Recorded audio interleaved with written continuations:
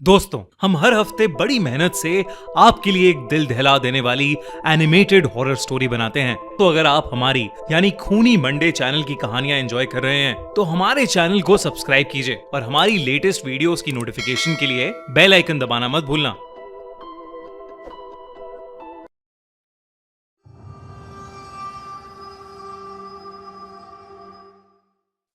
रात के 2:30 बज रहे थे।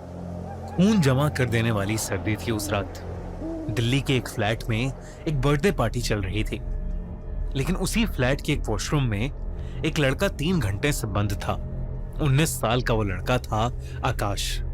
आज उसी का बर्थडे था, लेकिन उसका 2 दिन पहले ही बहुत बुरा ब्रेकअप हुआ था। उसकी गर्लफ्रेंड ने उस पर चीट किया था और तब से वो बहुत ज्यादा दुखी था। आकाश के रूममेट और बेस्ट फ्रेंड रोहन ने उसके लिए पार्टी प्लान की थी। सोचा कि आकाश का मूड शायद थोड़ा बेटर होगा, पर आकाश कुछ सेलिब्रेट ही नहीं करना चाहता था।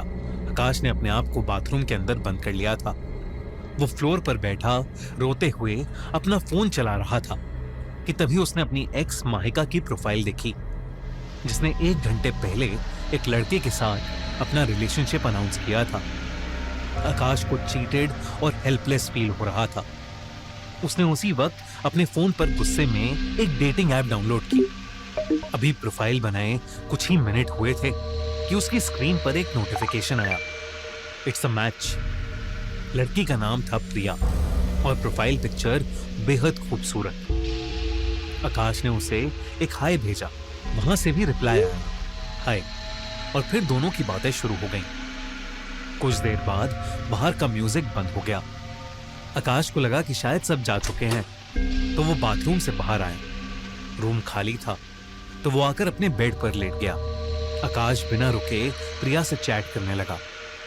थोड़ी ही देर में वो दोनों इतने कंफर्टेबल हो गए कि आकाश ने हिम्मत करके प्रिया से कहा कि उसे उस रात एक हग की बहुत जरूरत है, और काश वो प्रिया को हग कर पाता। प्रिया ने आकाश को उसकी आंखें बंद करने को कहा। एक स्माइल के साथ आकाश ने जैसे ही अपनी आंखें बंद की, उसे लगा मानो उसके बेड से 2 हाथ निकलकर उसे कस के पकड़ रहे हैं। आकाश हल्का सा घबराया और उसने हड़बड़ाहट में आंखें खोली और अचानक उसकी रूम की खिड़की एकदम से चकनाचूर हो गई। आकाश कुछ समझ पाता इससे पहले प्रिया ने उसे एक और मैसेज किया, क्या हुआ, तुम्हें लगी तो नहीं? इस बात पर आकाश के होश उड़ गए। आकाश ने उससे पूछा कि वो ऐसा क्यों कह रही है, तो प्रिया ने लोल लिखते हुए कहा कि उसने अपनी इमेजिनेशन में आकाश को बहुत जोर से हग किया था, इसलिए वो कह रही थी कि उसे लगी तो नहीं। आकाश को प्रिया की इस बात को सुनकर बहुत अच्छा लगा। एक्चुअली आकाश को जो अटेंशन मिल रहा था वो उसे बहुत सुकून दे रहा था। अब रोज रात उन दोनों की बातें होने लगी। एक दिन आकाश ने प्रिया से मिलने को कहा। उस रात आकाश के रूम पर उसका रूममेट नहीं था, तो उसने प्रिया से पूछा कि अगर उसे कोई प्रॉब्लम ना हो तो वो उसके रूम पर मिल सकते हैं क्या। प्रिया ने तुरंत हाँ कह दिया। रात के ठीक 8 बजे दरवाजे पर नॉक हुआ। आकाश ने भागते हुए दरवाजा खोला। सामने प्रिया एक बहुत ही सुंदर ड्रेस में खड़ी थी। आकाश ने उसे बिना हिचकिचाए गले लगाया और वेलकम किया। पर अजीब बात यह थी कि प्रिया का शरीर बर्फ जैसा ठंडा था। आकाश को लगा कि बाहर इतनी ठंड है कि प्रिया की पूरी बॉडी ठंडी पड़ गई है। उसने प्रिया को अपनी हुडी दी और उसे कंफर्टेबल होने को कहा। आकाश अपनी अलमारी को बंद करने गया तो उसकी नजर वहां लगे बड़े से आईनों पर गई, और उसने जो देखा उससे उसकी सांसें रुक गईं। बेड पर प्रिया की जगह एक सड़े हुए मांस वाली डरावनी औरत बैठी थी। पर आकाश ने जैसे ही पीछे देखा तो प्रिया बेड पर नहीं बल्कि खिड़की के पास खड़ी मुस्कुरा रही थी। आकाश कुछ समझ नहीं पा रहा था। तभी प्रिया ने आकाश से कहा कि वो उसके लिए अपने हाथों से बर्थडे केक बना के लाई है, क्योंकि वो अपना बर्थडे अच्छे से सेलिब्रेट नहीं कर पाया था। ये सुनकर आकाश के चेहरे पर एक बड़ी सी मुस्कान आ गई। आकाश ने केक कट किया और दोनों ने एक दूसरे को केक खिलाया।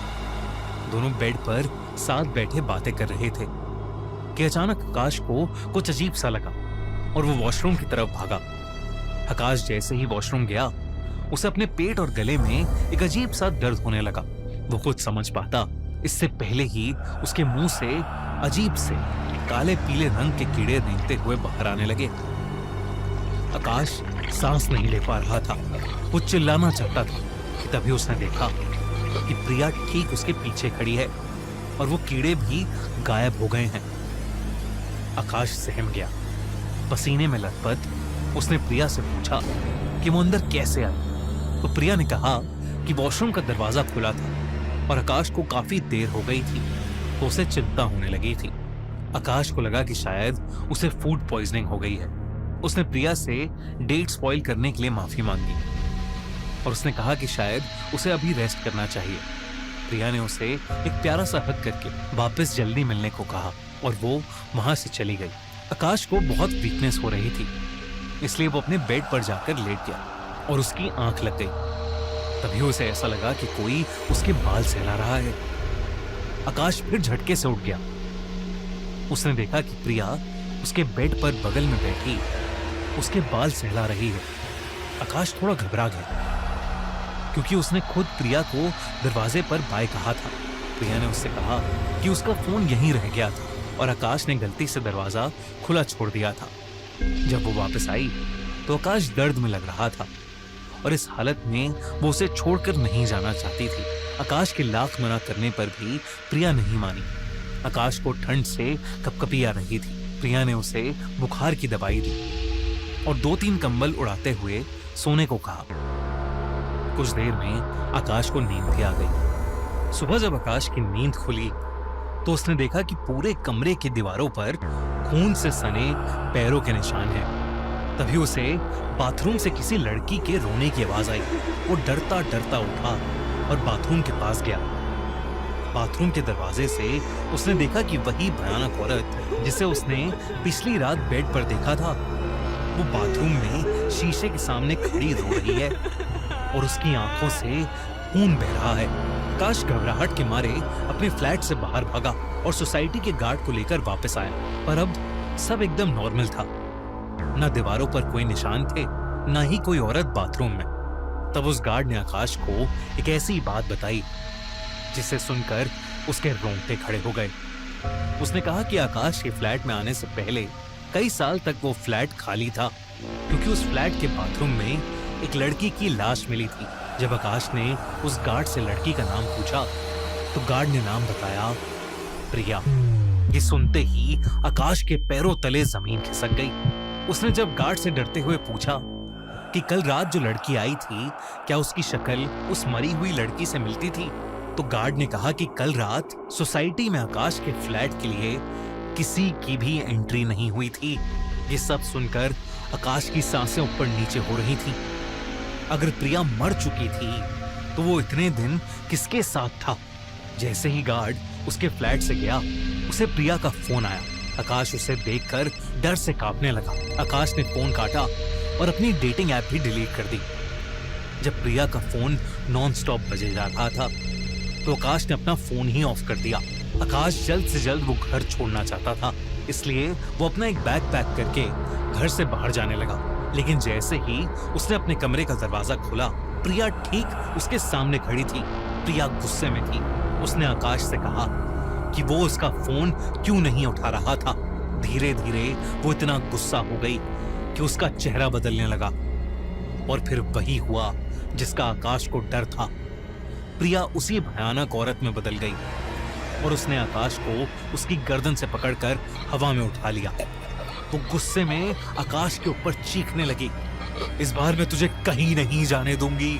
आकाश प्रिया की ऐसी हालत देखकर सुन्न पड़ चुका था। उसकी सांसें खत्म हो रही थी कि तभी घर में रोहन आ गया और वो औरत रोहन को देखते ही हवा में कहीं गायब हो गई। आकाश ने सारी बात रोहन को बताई और उन्होंने वो फ्लैट तुरंत छोड़ दिया। आकाश एक नए फ्लैट में शिफ्ट हो गया था। कुछ महीने बीत चुके थे, सब कुछ एकदम नॉर्मल सा हो गया था। आकाश भी प्रिया वाला हादसा ऑलमोस्ट भूल चुका था। लेकिन एक रात जब आकाश घर पर ऑफिस का काम कर रहा था, उसका बंद फोन अपने आप ऑन हो गया और उस पर एक नोटिफिकेशन आया, इट्स अ मैच।